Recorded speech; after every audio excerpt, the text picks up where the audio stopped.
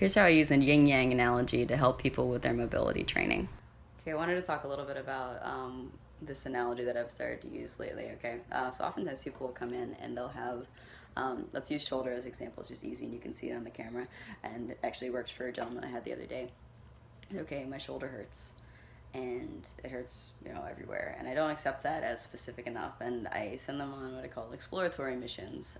Okay, so can you please just, and I am lying on his back supine, because I often start there, because it's on a table, I can FRA them, I can do work with them, but it's also one of the safest positions your nervous system knows, because you're totally secure, there's no risk of falling down, you don't have to stabilize anything, so you can explore a little bit more comfortably. So I say, okay, I'd like you to explore and find somewhere, some combination of angles of joints and things attached to that shoulder that feels good.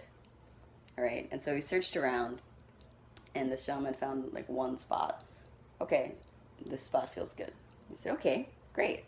That's where we're going to work from. We're going to load that. And so I just very gently would push in a bunch of different angles. So we didn't really move. We did isometric loading at a bunch of different angles and very low tension there. And I made sure to cue, okay, if at any time it doesn't feel good, we're going to either change the angle or we're going to reduce the load that I'm applying. And okay, so we did that. And we relaxed. And then I said, okay, can you please try to find what feels good again? And the second time it was a little bit easier. Right? And so we're introducing good information. We're building on a good foundation. I use the analogy a lot of if you're building a house, you want to build it on solid ground as opposed to building it on kind of like, it's okay, right? You're probably you're gonna get better results in a higher house when you do it with solid ground. Okay, so going into the analogy I've been using of like a yin yang. Okay, so that's the one extreme. You have somebody that comes in and it's all the black part, right? And I'm send them on a hunt to find the one white dot in the middle. Okay, and then we're gonna build, and we load in that good range, and it makes the white dot expand a little bit more, a little bit more. Okay. The other side of it that happens sometimes is people will come in and they just want more mobility. Maybe they don't even have any pain, but it's like if they're generally pretty good, I say, okay, now you're going to go on a mission. You're going to do a big circle, and I want you to find an area that doesn't feel good. So now we're seeking weakness, okay? Because 350 degrees of the 360-degree circle feel good. If they don't have any pain, good can be defined as whatever, but it's like, look for something that feels sketchy, something that has a little bit of discomfort. And so they go hunting for that, and they kind of look around. I do this with neck a lot of times too. Like, all right, like find an area that just attracts your attention, okay? And then we start to load that, right? Actually, no, we find the area that doesn't feel good. We back off. It's like, how far do you have to move out of that? Say that's the black dot in the white area, big circle of white, little black dot, okay? How far do we have to move out of that before you feel good? Okay, now let's apply a little load. If that brings you to a place where it doesn't feel good again, we what? Change the angle, reduce the load, okay, until it feels good again. I want it to feel like nothing, right? And I just feel like you're just doing something and there's no significance to it, okay? You load that, and then we retest. And 90-some% of the time, it feels better.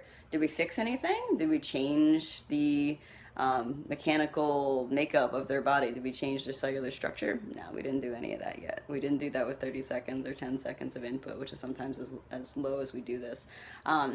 But we've done something with their brain. We've sent good signals and reinforced those signals, right? And that helps open up a little bit more.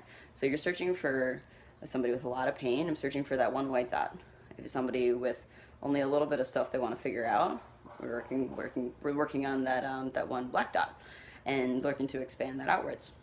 And of course, once you've cleared it, that's my favorite thing to start with is, all right, let's clear the range for what feels good. So now the whole range feels good, and now we can do loading maximum effort of the nervous system and body in order to make big gains in range of motion, and then we can start adding strength to things. So first is, can we clear it? Send you on exploratory missions using those basic rules, and then go from there. Then we can start adding stuff. So I hope that you like that, and I've really enjoyed it, and I really like the analogy so far, and it's been working really well with the clients that I've been seeing. So I know that if they do the work, and they know if they do the work, that it's going to continually get better. So you reinforce it, you find those one or two things that you want to work on to start, the things that are drawing the attention the most, work on it every day, throughout the day, and it's going to start getting better.